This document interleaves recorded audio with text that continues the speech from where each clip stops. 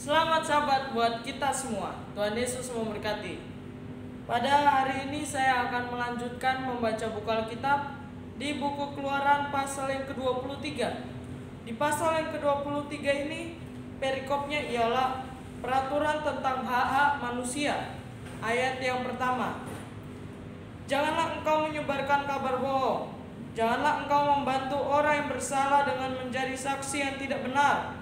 Janganlah engkau turut-turut kebanyakan orang melakukan kejahatan dan dalam memberikan kesaksian mengenai sesuatu perkara. Janganlah engkau turut-turut kebanyakan orang membelokkan hukum. Juga janganlah memihak kepada orang miskin dalam perkaranya. Apabila engkau melihat lembu musuhmu atau keledainya yang sesat, maka segeralah kau kembalikan binatang itu. Apabila engkau melihat rebah keledai musuhmu karena berat bebannya, maka janganlah engkau enggan menolongnya. Haruslah engkau rela menolong dia dengan membongkar muatan keledainya. Janganlah engkau memperkosa hak orang miskin di antaramu dalam perkaranya. Haruslah kau jauhkan dirimu dari perkara dusta. Orang yang tidak bersalah dan orang yang benar tidak boleh kau bunuh. Sebab aku tidak akan membenarkan orang yang bersalah. Suap janganlah kau terima, sebab suap membuat buta mata orang-orang yang melihat dan memutarbalikan perkara orang-orang yang benar. Orang asing janganlah kamu tekan, karena kamu sendiri telah mengenal keadaan jiwa orang asing. Sebab kamu pun dahulu adalah orang asing di tanah Mesir. 6 tahun lamanya engkau menabur di tanahmu dan mengumpulkan hasilnya. Tetapi pada tahun ke-7 haruslah engkau membiarkan dan meninggalkan, engkau membiarkannya dan meninggalkannya begitu saja,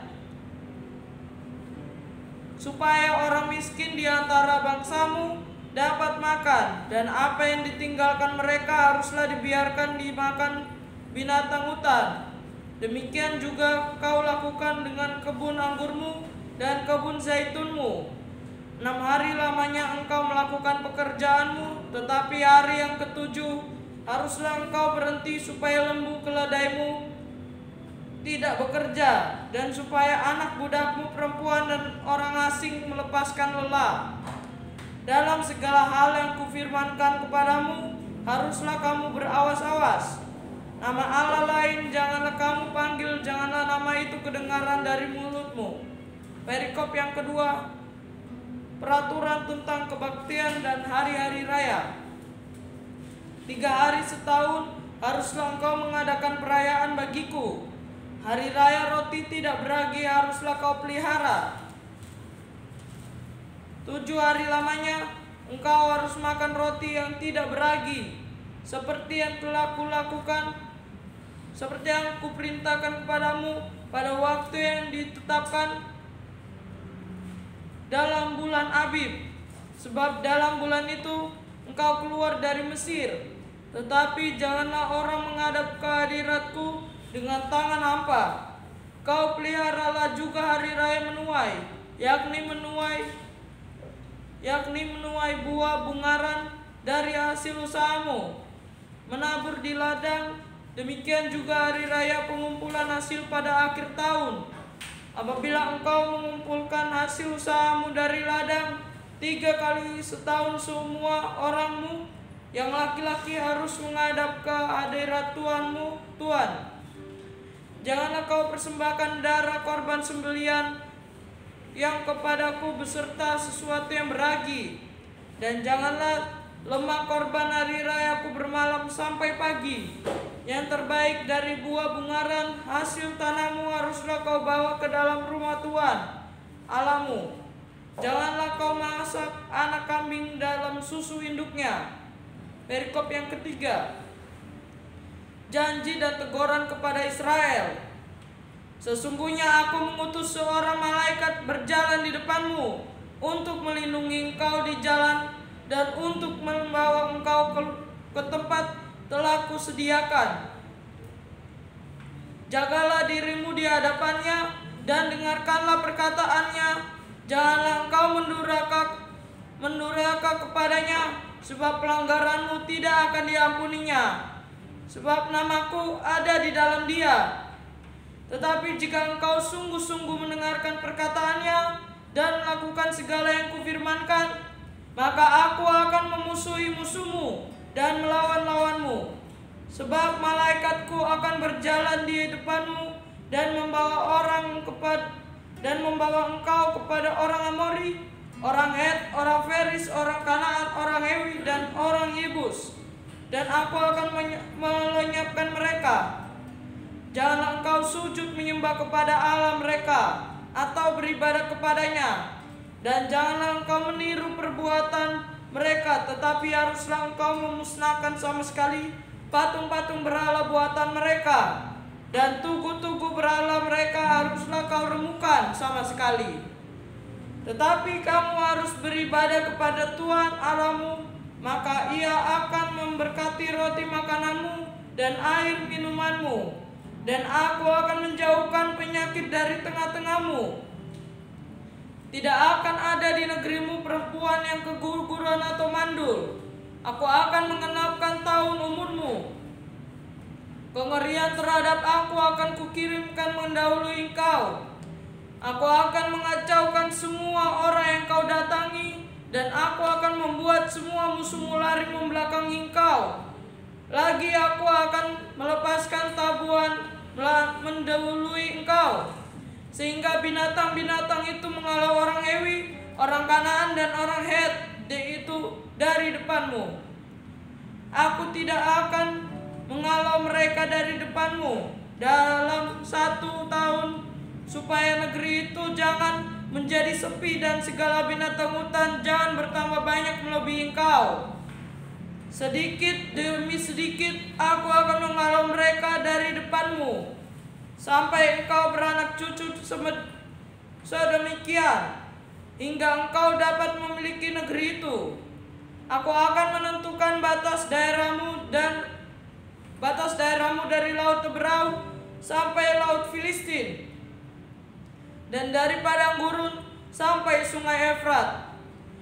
Sebab aku akan menyerahkan penduduk negeri itu ke dalam tanganmu, sehingga engkau mengalau mereka dari depanmu. Janganlah mengadakan perjanjian dengan mereka ataupun dengan Allah mereka. Mereka tidak akan tetap diam di negerimu, supaya mereka jangan membuat engkau berdosa kepadaku dengan beribadah kepada Allah mereka.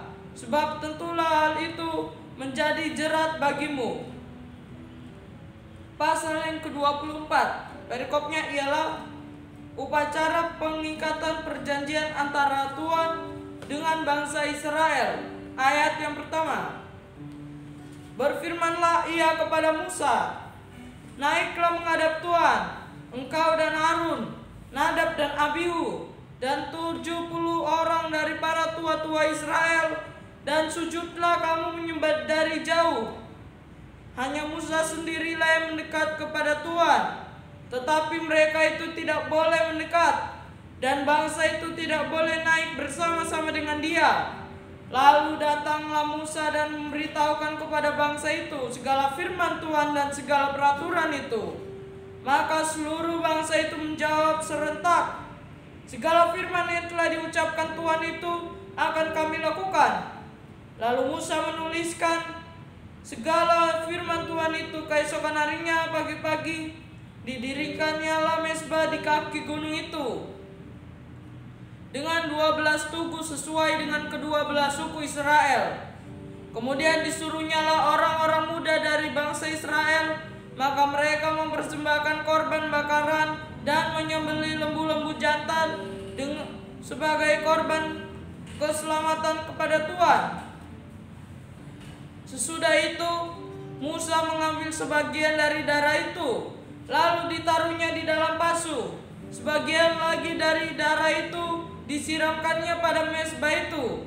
Diambilnyalah kitab perjanjian itu, lalu dibacakannya dengan didengar oleh bangsa itu, dan mereka berkata, segala firman Tuhan akan kami lakukan dan akan kami dengarkan.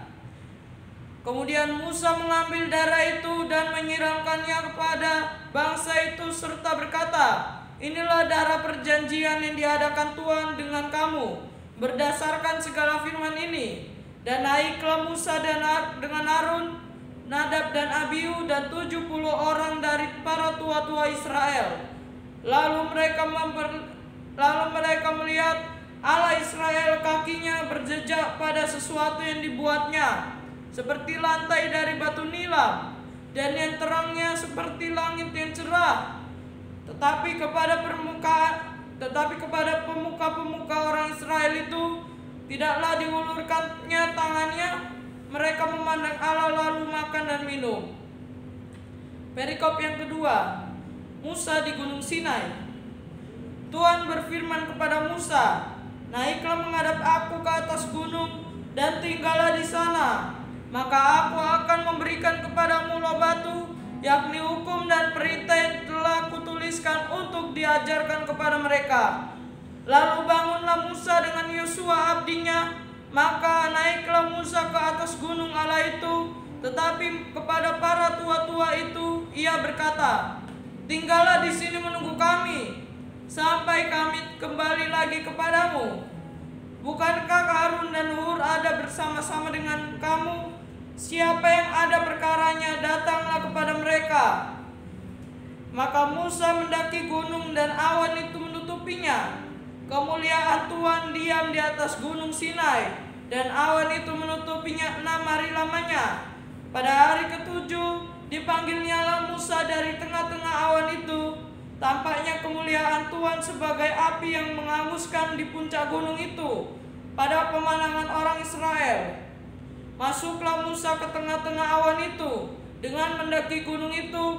Lalu tinggallah ia di atas gunung itu 40 hari dan 40 malam lamanya.